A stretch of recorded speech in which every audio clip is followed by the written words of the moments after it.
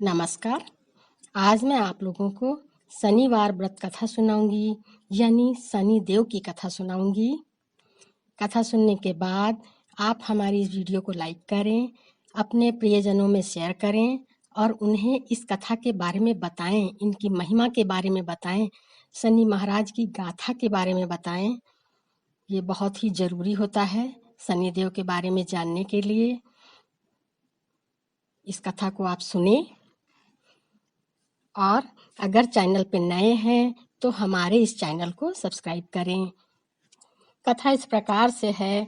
एक बार सूर्य, चंद्रमा, मंगल, बुध, बृहस्पति, शुक्र, शनि, राहु, केतु सब लोग आपस में बैठे बातें कर रहे थे और कह रहे थे कि हम लोगों में बड़ा कौन है।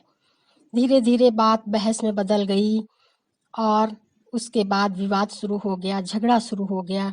कोई भी अपने आप को छोटा मानने के लिए तैयार नहीं था। सभी जो ग्रह थे, नवों ग्रह राजा इंद्र के पास पहुँचे और इंद्रदेव से कहा कि आप मेरे राजा हैं और मेरी इस बात का निर्णय करें कि हम लोगों में बड़ा कौन है।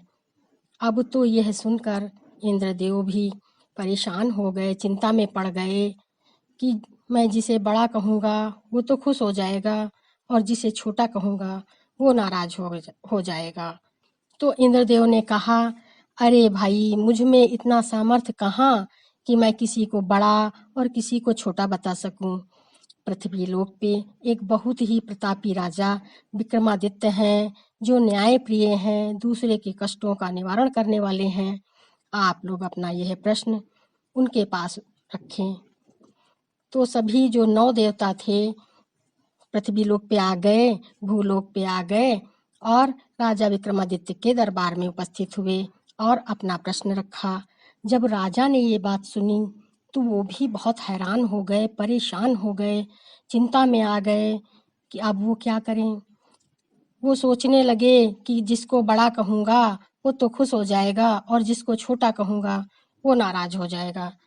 तो उन्होंने एक उपाय सोचा, एक युक्ति बनाई कि सोना, चांदी, कांसा, पीतल, सीसा, रागा, जस्ता, अभ्रक, लोहा, इन सभी धातुओं के 9 सिंहासन बनवाए और 9 सिंहासन को और 9 सिंहासन को क्रम से लगाया। जिस तरह से सोना बड़ा होता है और लोहा छोटा होता है, उसी तरह से लाइन से 9 सिंहासन रखे और 9 ग्रहों से कहा कि आप की जो धातु है आप अपने सिंहासन पर बैठ जाइए और जो आगे है उसे बड़ा माने, उसके बाद जो है वो उससे बड़ा, उसके बाद उससे बड़ा, छोटा अपने आप में मान लें और जो सबसे पीछे है वो अपने आप को छोटा मान ले।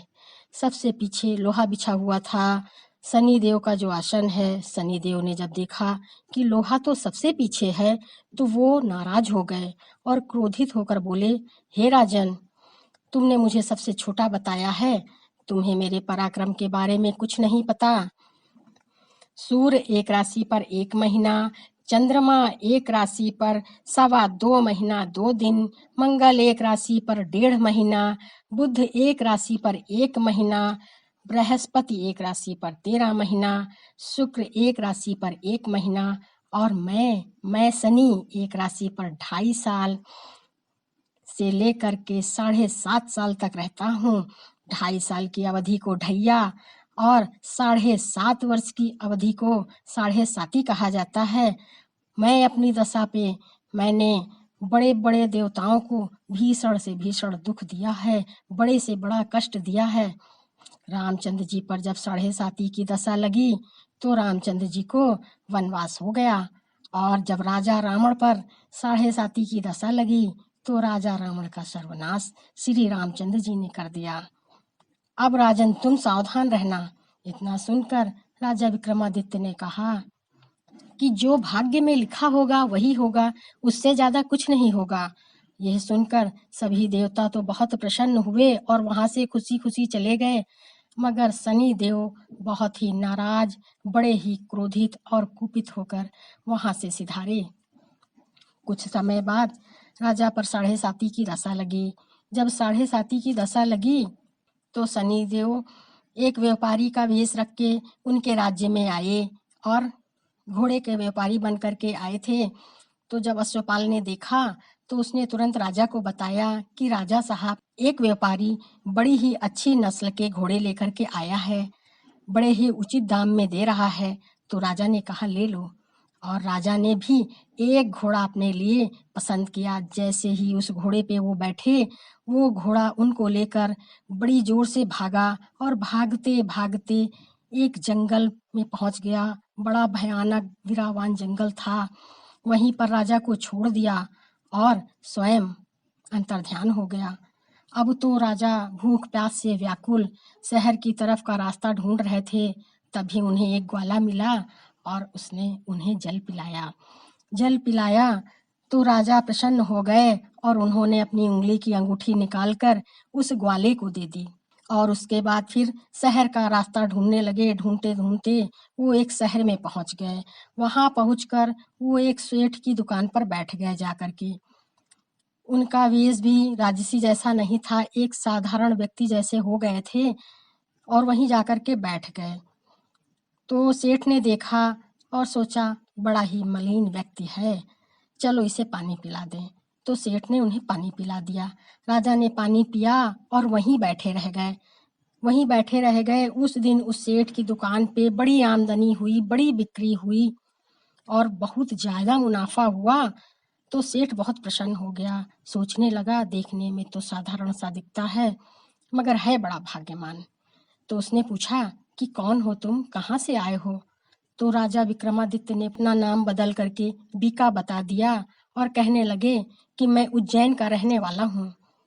तो सेठ ने कहा चलो आज हम लोग भोजन करते हैं, साथ में भोजन करेंगे। तो बीका उनके साथ चले गए। जब उनके साथ गए, उनके घर में भोजन कर रहे थे, तो एक अजीब घटना घटी जिसे सिर्फ बीका ने देखा। बीका ने देखा कि खूंटी पे एक हार टंगा है और खूंटी उसे निगल रही है। और जब वो भोजन कर चुके, तभी सेठ ने देखा कि खूंटी पर तो हार नहीं है। अब तो सेठ परेशान हो गए, इधर उधर ढूंढा मगर हार नहीं मिला। जब हार नहीं मिला तो सेठ ने सोचा कोई नहीं आया था, हो ना हो इसी आदमी ने वो हार चुराया है। तो सेठ ने कहा कि तुम मेरा हार वापस कर दो।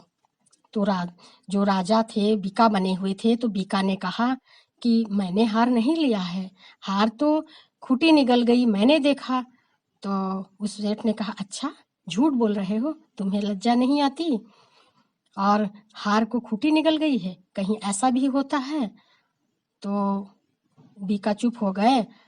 और उसी समय शोर सुनकर सिपाही आ गए। राजा के 4-5 सिपाही आ गए और बीका को पकड़ करके राजा के दरबार में उपस्थित किया। जब राजा को पता चला कि बीका ने चोरी की है, हार चुराया है सेठ का, तो राजा ने कहा देखने में तो अच्छे घर के लग रहे हो और तुमने चोरी की, तुम्हें लज्जा नहीं आई? तो बीका ने कहा नहीं, मैंने चोरी नहीं की। तो राजा ने कहा चोरी नहीं की तो हार कहाँ गया? और इस पर राजा को बहुत क्रोध आया और उसने चौरंगिया बनाने का आदेश दे दिया कि इसके हाथ पैर काट दो और इसे चौरंगिया बना दो। अब तो राजा के आदेश पर बीका के हाथ पैर काट के उसे चौरंगिया बना दिया गया। कुछ दिन तक बीका इधर उधर पड़ा रहा और एक दिन एक तेली उसे उठा करके अपने कोल्हू पे बिठा दिया। तेली ने जब कोल्हू पे बिठा दिया तो बीका अपनी जबान से बैल को हाँकता था। इसी तरह से 7.5 की दशा भी समाप्त हो गई। बरसात का महीना आया। एक रात बरसात में बीका मल्हार गा रहा था। मल्हार गा रहा था, उसकी मधुर आवाज़ सुनकर उस राज्य की राजकुमारी उसकी आवाज़ पर मोह गई और उसने अपनी दासी से कहा कि हे दासी, पता लगाओ ये आवाज़ किसकी है, इतनी मधुर किसकी आवाज़ है? दासी उस आवाज़ को सुनते सुनते उस तेली के घर पहुंची जहां पर बीका मल्हार गा रहा था और उसने सारा हाल राजकुमारी को बता दिया। राजकुमारी ने मन में सोचा कुछ भी हो, अब तो मैं इस चौरंगिया से अपना विवाह करके ही रहूंगी। और उसने अनशन व्रत ले लिया। जब सुबह दासी जगाने गई तो राजकुमारी ने कहा कि मैंने अनशन व्रत लिया है, मैं कुछ नहीं खाऊंगी पीऊंगी। तो दासी दौड़ी दौड़ी गई रानी साहिबा को बताने लगी कि रानी साहिबा, राजकुमारी ने तो अनशन व्रत ले लिया। जब रानी ने सुना कि राजकुमारी ने अनशन व्रत ले लिया है तो वो बहुत परेशान हुई और दौड़ी हुई राजकुमारी के पास आई, उन्हें जगाया और सारा हाल पूछा। तो राजकुमारी ने कहा, माँ, मैं तो उस चौरंगिया से विवाह करूंगी जो इतना अच्छा मल्हार गाता है। तो रानी साहिबा ने कहा, अरे पगली, तुम उस चौरंगिया से विवाह करोगी? मैं तुम्हारा विवाह उस चौरंगिया से कभी नहीं होने दूंगी। तुमने ऐसे कैसे सोच लिया? मैं तो तुम्हारा विवाह किसी अच्छे राजकुमार से कराऊंगी, सुंदर राजकुमार से कराऊंगी, किसी देश के बड़े राजा से करवाऊंगी और मैं तो तुम्हारा स्वयंवर करवाऊंगी। मेरी रानी बिटिया उस चौरंगिया से विवाह थोड़े ना करेगी। तो राजकुमारी ने कहा, माँ, अगर आप किसी भी तरह का जोर दबाव मुझ पर डालेंगी तो मैं आत्महत्या कर लूंगी, मैं अपने इन प्राणों को त्याग दूंगी। तब तो रानी चिंता में पड़ गईं और परेशान हो गईं। परेशान होकर के उन्होंने सारी बातें राजा को बता दी। जब राजा ने ये बात सुनी तो राजा भी भागे भागे राजकुमारी के पास आए और कहने लगे, बेटी, ये कैसा बचपना है, कहीं ऐसी बातें सोचते हैं? अरे, मैं तुम्हारा विवाह तो एक से एक बड़े राजकुमार से करवाऊंगा, किसी बड़े देश के राजा से करवाऊंगा।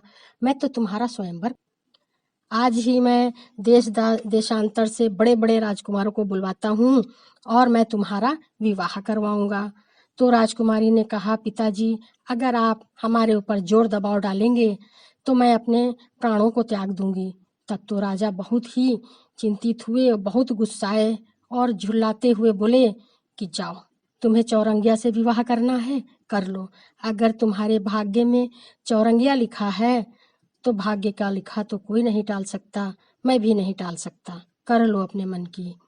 और राजा ने तुरंत अपने सैनिकों को तेली के घर भेजा। तेली को बुलवाया और तेली से कहा कि तुम्हारे घर में जो चौरंगिया है उसका विवाह मैं अपनी बेटी से करना चाहता हूँ, राजकुमारी से करना चाहता हूँ। जब तेली ने ये बात सुनी तो तेली भी बहुत हैरान हो गया और कहने लगा, अरे राजा साहब, कहाँ आप और कहाँ वो चौरंगिया, उसका हमारी राजकुमारी से क्या मेल है? तो राजा ने कहा कि भाग्य के लिखे को कोई नहीं बदल सकता, जाओ तुम शादी की तैयारियां करो। तेली ने तैयारियां शुरू कर दी और इधर राजा ने तोरण बांधा, बंधनवार लगवाया और मंगल कलश सजा के अपनी बेटी का विवाह उस चौरंगिया से करा दिया। चौरंगिया से विवाह हो गया। अब तो चौरंगिया राजमहल में ही रुक गया। जब चौरंगिया महल में रात में सोया तो उसे आधी रात में शनि देव ने दर्शन दिए और स्वप्न में बोले, बोलो राजा, तुमने मुझे छोटा बताया था, मैंने तुम्हें कितना दुख दिया। तब राजा ने शनिदेव से माफी मांगी और कहा, मुझसे गलती हो गई, अब मैं अपनी गलती को समझ चुका हूँ। इतना सुनकर शनिदेव को बड़ा संतोष मिला और उन्होंने राजा को माफ कर दिया और प्रसन्न हो गए। तो राजा ने कहा कि हे देव, जिस तरह का दुख आपने मुझे दिया है, ऐसा दुख आप कभी भी किसी को मत देना, चाहे कुछ भी हो, ऐसा दुख आप नहीं देंगे। तो शनिदेव ने प्रसन्न होकर कहा, ठीक है, जो मेरा गुणगान करेगा, मेरी कथा कहानी सुनेगा, कहेगा, सुनाएगा, उसको मैं अपनी दशा में भी ऐसा दुख कभी नहीं दूंगा। और शनिदेव ने प्रसन्न होकर राजा विक्रमादित्य के हाथ और पैर वापस कर दिए, पुराना वैभव वापस कर दिया। अब तो बीका बिल्कुल राजा विक्रमादित्य की तरह से हो गए, पहले जैसे। तभी राजकुमारी की आंख खुल गई और उन्होंने देखा कि उनका पति चौरंगिया तो एक बहुत ही प्रतापी राजा है, उसके हाथ पैर भी हैं। वो देखकर चुपचाप देखती रही और उसके आश्चर्य का ठिकाना नहीं था। तभी राजा विक्रमादित्य ने अपनी सारी दुख भरी कथा सुना दी और कहने लगे, मुझ पर शनिदेव की दशा चल रही थी जिसके कारण ये सब कुछ दुख हमें झेलना पड़ा। राजकुमारी बहुत प्रसन्न हुई, उसकी खुशी का ठिकाना नहीं था। सुबह उठकर उसने यह खबर सबसे पहले अपनी सखियों को बताई। सखियां बहुत प्रसन्न हुईं, बहुत खुश हुईं, और जब राजा रानी को पता चला तो राजा रानी भी बहुत प्रसन्न हुए। उनकी भी खुशी का कोई ठिकाना नहीं था। राजा साहब ने राजा विक्रमादित्य को पूरे राज वैभव की तरह से हाथी, घोड़ा, खूब ढेर सारा धन और मुद्राओं के साथ में अपनी बेटी मनभावनी, जो राजकुमारी थी, उनका नाम मनभावनी था, और मनभावनी के साथ विदाई की तैयारियां करने लगे। इधर जब सेठ को पता चला कि वो चौरंगिया कोई और नहीं, राजा विक्रमादित्य हैं, तब तो भागा भागा दौड़ा दौड़ा राजा के चरणों पे गिर गया और कहने लगा, मैं अपराधी हूँ, मुझको सजा दीजिए, बड़ी सजा दीजिए, कड़ा से कड़ा दंड दीजिए, मैं इसी योग्य हूँ, मैंने आप पर इस तरह का इल्जाम लगाया, आप मुझे सजा दें। तब राजा विक्रमादित्य ने कहा कि नहीं, मैं आपको दोषी नहीं मानता, ये तो हम पर शनिदेव की दशा चल रही थी, जिसके कारण ये सब कुछ हमें सहना पड़ा, मैं आपको कोई सजा नहीं दूंगा। तो वो सेठ कहने लगा कि नहीं, आप मुझे सजा दें, मेरी दिली इच्छा है कि आप मुझे सजा दें। तो राजा विक्रमादित्य ने कहा, नहीं, मैं तुम्हें कोई सजा नहीं दूंगा। तो उसने बड़े बड़े ही प्यार से कहा, राजा साहब, अगर आप मुझे कोई सजा नहीं देना चाहते तो मैं हाथ जोड़कर विनती करता हूँ कि एक बार आप मेरे साथ प्रीति भोज करें। तो राजा प्रसन्न हो गए, कहने लगे, जैसी तुम्हारी मर्जी, मैं जरूर तुम्हारे साथ प्रीति भोज करूंगा। अब तो राजा प्रीति भोज के लिए तैयार हो गए। प्रीति भोज के लिए तैयार हो गए और सेठ के साथ जब वो प्रीति भोज कर रहे थे उनके घर में, तभी एक घटना घटित हुई जिसको सभी ने एक साथ देखा। सबने देखा कि जिस खूंटी पे हार टंगा हुआ था, वो खूंटी अब तो हार को उगल रही है। तब सेठ लज्जित हो गया और उसने कहा, मुझे माफ कर दीजिए, और मैं एक बार फिर कहता हूँ कि आप मुझे दंड दीजिए, बड़ा सा बड़ा दंड दीजिए, कड़े से कड़ा दंड दीजिए, मैं आत्मग्लानि से भरा जा रहा हूँ। तो राजा ने कहा, मैं आपको दोषी नहीं मानता, मैंने कहा ना कि मेरे ऊपर तो शनिदेव की दशा चल रही थी। तब उसने कहा कि अगर आप मुझसे प्रसन्न हैं तो मैं आपसे एक विनती करना चाहता हूँ कि मेरे एक श्री कमल नाम की बहुत ही सुंदर कन्या है, बहुत ही सुशील कन्या है, बड़ी ही गुणी है, मैं उसका पारिग्रहण आपके साथ करवाना चाहता हूँ और आप उसे स्वीकार करें। राजा ने कहा, ठीक है। अब तो सेठ की बेटी का विवाह राजा के साथ हो गया। राजा कुछ दिन तक सेठ के घर रुके और उसके बाद अपनी बड़ी रानी मनभावनी और सेठ की बेटी श्री कमली के साथ दोनों जगह का धन दौलत, हाथी घोड़े लेकर के, इधर सेठ ने भी खूब ढेर सारे हाथी घोड़े, धन दौलत, पालकी दी, और राजा ने भी पूरे वैभव के साथ अपनी बेटी की विदाई की। दोनों जगह का धन वैभव ले करके, उपहार ले करके राजा अपनी नगरी उज्जैन को चल दिए। उधर जब प्रवासियों को पता चला, गुप्तचरों को पता चला कि हमारे राजा साहब आ रहे हैं, तो प्रजा में बहुत ही खुशी और उल्लास का माहौल छा गया। सब अपने राजा की अगवानी के लिए तैयार हो गए और राजा जब अपने महल पहुंचे तो वहाँ बहुत सी खुशियां मनाई गईं और राजा ने ये घोषणा की कि सब लोग आज के बाद शनिदेव की पूजा करें। राजा ने शनिदेव के मंदिर बनवाए और कहा, शनिदेव की पूजा करें। राजा अपनी प्रजा के साथ शनिदेव की पूजा करते थे और अनेकों सुख भोगती रही राजा की प्रजा, और राजा अनेकों सुख भोगते रहे। तो इस तरह से शनिदेव की ये कथा संपन्न होती है, पूरी होती है। शनिदेव को काले व्रत और काले वस्त्र, काला तिल, सरसों का तेल बहुत पसंद है। इन्हीं चीज़ों से इनकी पूजा होती है। इनकी कथा सुनने से इनकी दशा समाप्त होती है। प्रेम से बोलो शनि देव महाराज की जय, शनिश्चर देव की जय। जय श्री कृष्णा। राधे राधे।